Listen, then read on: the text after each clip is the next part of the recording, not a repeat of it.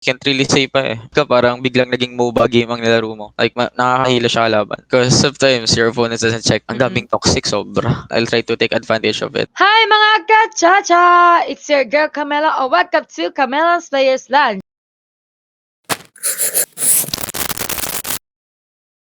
In this segment, we're going to interview players of the different game genre. And for today's episode, we're going to interview one of the Valorant player with the highest rank of region. Please welcome our guest for today, Sir Rabbet! Hello guys, so I am Rabbet from Team Hashira. My full name is Francis Dennis Wandel. I'm the team captain and IGL of Team Hashira. Have you seen Viper? Do you think it's really OP hero right now? In some maps, I can say that Viper is really OP, but I can see her like in the new meta pa talaga, like all maps. I haven't seen her talaga in the full potential, but the potential is there, but it hasn't been met yet sa pro scene as of now.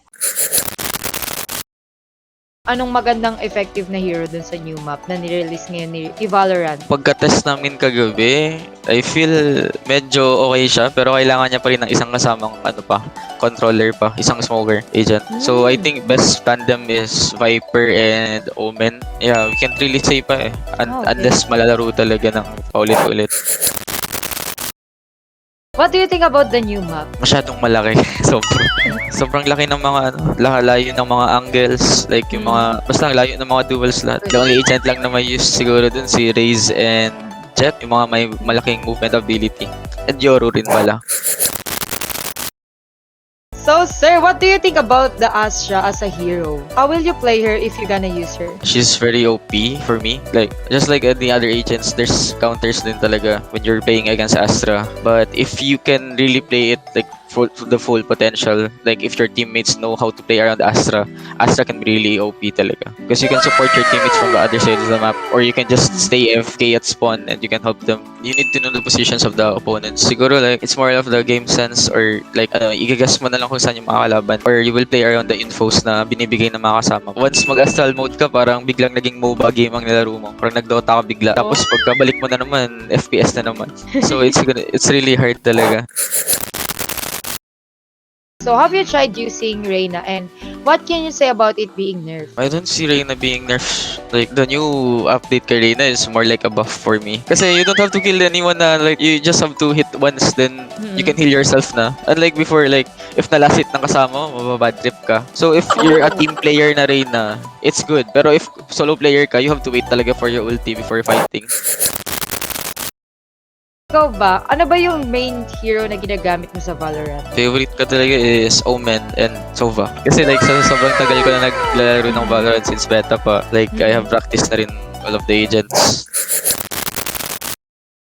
Ano bang ma-advise mo sa mga gumagamit ng Yoru and sa mga player na kaharap si Yoru? If you're playing against Yoru, don't overthink. Play for the sound cues na nirelease ng kanyang teleport and flash. Kasi if you base mo siya sa footstep, like may hilo ka. But Yoru is really hard to play against rin talaga. Lalo na yung ultimate niya ngayon na buff ng sobra. Before kasi 2 kills to reset the teleport, magagamit mo siya ulit. But now, may cooldown na lang siya 35 seconds. Mas naging mobile siya na agent. So you can kill sa others sa A site, tapos mag-teleport ka na mabalik ng B. Like, nakakahilo siya kalaban. Actually, mas mahirap na siyang i-detect kasi lumit yung range na madidetect mo siya. Yeah, malapitan na talaga. Tapos yung draw time niya, like, pagkaalis niya sa ultimate, 1 second na lang. Lalabas na agad yung barrel.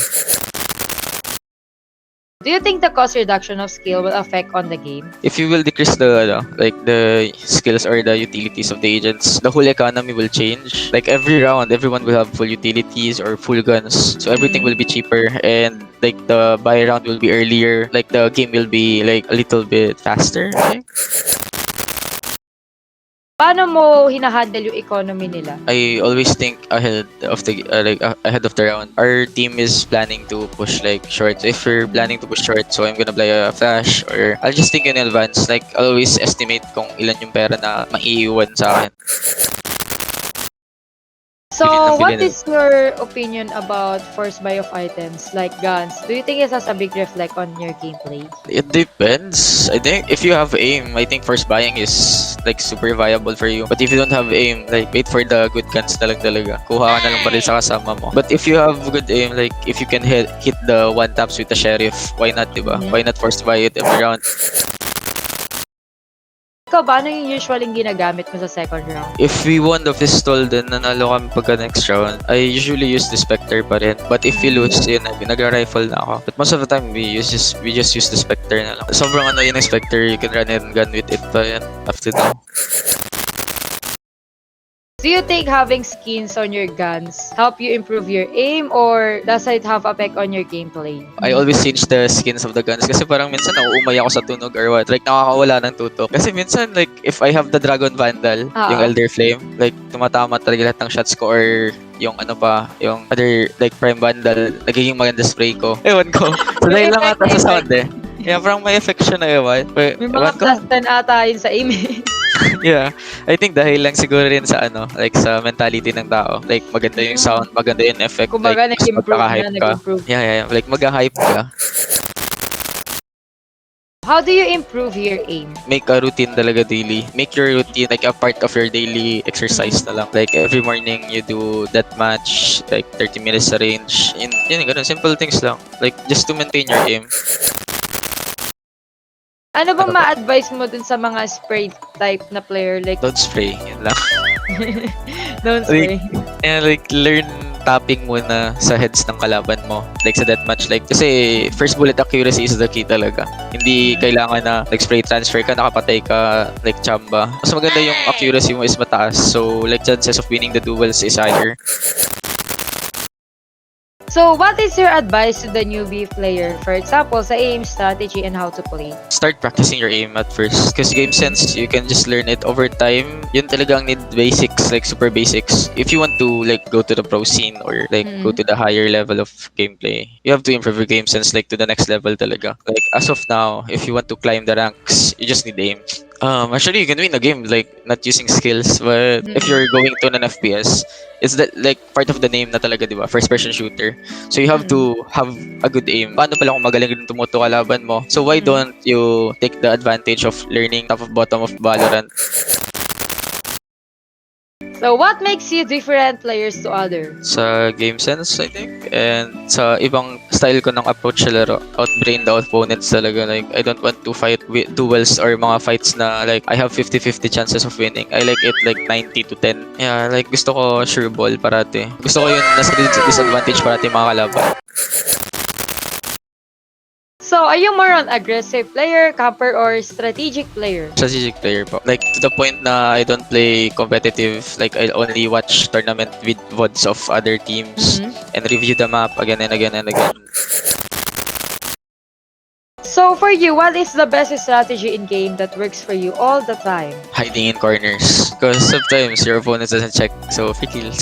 Everyone does naman talaga. Nakalimutan lang parati na mag-check ang corner. So, it's free kills talaga. Paulit-ulit ako, palit-palit. Like, iba-ibang corners parati. So, for you, what is the most overrated gun and underrated gun? Overrated gun, Vandal. The underrated gun for me is Spectre. Kasi ang Spectre is, you can win duels talaga. Lalo na if close range, di man nanalo mga rifle sa kanya. Kasi you can run and gun. Yun talaga yung number one. Like, yung kalaban mo na rifle, nakatayo lang and magka-crouch. Kasi kung mag-run and gun sila, yun grabe yung inaccuracy. But if you're using the Spectre, pwede mo lang sa takbuhan pa, like, iniikutan mo lang sila. It's an SMG kasi. Ganun talaga bit ang mga, sa machine gun. Like, you need to be moving. Paano mo nalalaman kung ano mas effective dun sa guns na ginagamit mo, like kung close range siya or long range? If nagko-custom ako or naglalaro ako sa range, tinitingnan ko lang kung ano pwede gawin sa kanya. Like mag-running, jumping, ganun. Kumbaga tinatry mo lahat. Yeah, trial and error lang. So ikaw ba, how do you handle toxic players and cheaters? Like meet them na lang. Minsan pag nasa mood, inaaway ko rin. But most of the time, minamit ka na lang talaga. I tried using my friend's account. Ang daming toxic, sobra. Sa higher elo kasi, like, most of the people kasi din, kakilala na lang eh. Like, kayo na lang parati nagkikita. Yeah, kaunti lang talaga kasi ganun yung, paggagawa nila ng elo based. So, sa higher elo, mas kaunti yung players. So, ikaw ba, nag-dodge ka na ba ng game because of the rank of your teammates? Kasi di ba ngayon pwede ng tatlong level yung tatlong rank yung kalaban. Ngayon, hindi ako nakaka-dodge kasi wala na kasi yung display rank eh. Before I dodge kasi kasama ko mga plat tapos ng toxic agad start pa lang ng game. Ego because you're on the middle of everything. Yeah, they want to get out of plat but they don't want to get like to go down below plat kaya nato-toxic sila din. Desperate every game.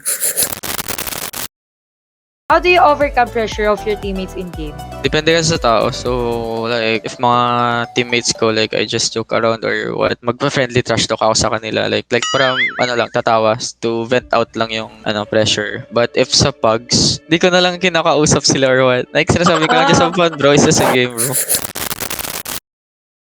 How do you handle kapag ka nabobottom frag ka sa game? Wala, I just try to keep my communication up lang and try to do my best for the team. Depende naman kasi. Kasi like sometimes bottom frag ka kasi wala ka nakikitang kalaban kasi pinapatay na lahat ng kasama mo or parati ka namamatay. It's either of the two. Pag wala na talagang pera, I always buy shotguns na lang. Lalo na pag wala akong tutok. Pang anti-duelist ata yun eh. Yeah, pag mga anti-asim. Sir, what is your memorable experience in Valorant? Nag-champion kami ng first team ko. Local, yung pinaka-first tournament sa PH. Yeah, Rumble Royale. Yung pinaka-first talaga, sila pinaka-first nag-host ng tournament sa PH. So, what is your biggest struggle as a gamer? Handling stress. I put too much pressure on myself talaga. Like if I'm losing or what. Masyado akong picky sa mistakes ko. Most of the time, I get stressed ng sobra. If like mid-game, di ako pressured. But after the game, like when you're contemplating lahat ng mistakes mo, like iniisip mo lahat ng mistakes mo. Like after that, I get depressed bigla. Kasi like I could have done better. Overthinker ka pala. Yeah, like perfectionist masyado. Sa map ka nahihirapan mag-setup and what is your hatest map? I feel is so hard for me is Icebox kasi kaunti pa lang talaga playtime ko dun. Like sobra. Hindi ko pa talaga siya nakabisado talaga. Nahihirapan pa ako gumalaw and stuff. Maganda siya for mga agents na maganda yung mobility. Like Raze, Jet, Omen. Yung mga kaya mag-akit vertically. Kasi vertical map kasing Icebox eh. What is your strategy and nakakapag-clutch ka ba? Nakakapag-clutch naman. But depends on the situation talaga. And depende sa positions ng kalaban. Like every time na napupunta ako situation like 1 versus 3, 1 versus 5, I always try to isolate the 1v1s. Kukuha ako ng 1v1. Then next naman reset, next na 1v1, reset again, next 1v1. Kahit split second lang na nagbigay ng 1v1, I'll try to take advantage of it. Yeah, it depends pa rin talaga sa positioning pati playstyle ng kalaban. So, how do you keep yourself motivated when streaming or playing the games? I try to keep myself like happy with the viewers. Most of the time, sobrang toxic ng laro. So like magagawa mo na lang like mag-acting ka na like nag-rage ka or natitilt. Depende sa viewers mo like some of them like natatawa sa'yo. Lalo pag if like nagwa-wild ka na sa chair mo like tumatalon-talon ka na dahil sa mga kasama mong toxic. Sa reactions, gano'n. Yeah, so like have fun lang. Like play around. Yung iba trip nila maging joker sa stream. Yung iba trip nila magpakita lang tayo ng skills. Mahilig ako magpatawa sa mga viewers if naglalaro. Kahit na seryoso ako naglalaro. Kung meron ka isasuggest sa kanila, ano yon and bakit? They should fix, I think, the gun mechanics. Like, make it harder pa. Like, your errors in the aiming, like, nakakompensate pa siya dahil like, masyado siyang noob-friendly na game. Like, kailangan nila gawing medyo mahirap yung mga baril. Pwede pa rin siya sa beginner. Yeah. Like, beginner-friendly talaga siya. So, if they will release a new hero, ano mas gusto mong role nito? Duelist, Sentinel, ano ba mas gusto mo? I think initiator role.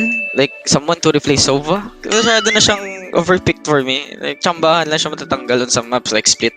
Doon mo lang siya di magagamit. But, all maps kasi, 100% pick rate is Sova. Like, to make things nakakasuya na. new lang. Yeah, like, nakakasawa na. Like, make things new lang for people. So, sir, where can we see more of your gameplay? You can follow me at Rabbet CS, like fb.gg Rabbet CS, and yun, TikTok ko rin, Rabbet GG. And nag-TikTok ka din pala. Yeah, I just post some random stuff lang din. So, ikaw ba, sir, meron kang gusto i-shoutout, i-plug, or anything? Shoutout to my parents and my family na todo support sa akin sa career na pinili ko. And yun, to my girlfriend, yun, todo support rin sa akin. Sa boss namin, si Boss Jim, and to my teammates, and to our sponsors na, yun, tuloy-tuloy pa rin pag-support sa amin through thick and thin. And yun, sa Mega Tech Zone, shoutouts sa pag-provide sa akin parati ng mga gears and peripherals. Q. Grabe, sana all supportive yung parents, Char. So, sir, meron ka ba pwede ipakilala sa amin na friend mo na kasing galing mo din? Yeah, ipapakilala ko na sa inyo sa chat. Like, it's hard to think right now kung ano pa. Oh. So, thank you nga pala, sir, sa pagsagot sa aking mga questions and sa mga sudden questions ko. Maraming salamat, sir, and thank you for your time. Sige po, thank you sa pag-interview. Thank you. Bye. That's it for our guest for today, Sir Rabbet. Hope you learned some tips and tricks mula sa kanya. And guys, if you want to see more of his gameplay, you can check out the link on the description below. And if you like this video, please don't forget to hit like, share, subscribe, and hit the notification bell for more updates and videos. And that's it for today's interview. See you in my next video. Cha-cha! Out!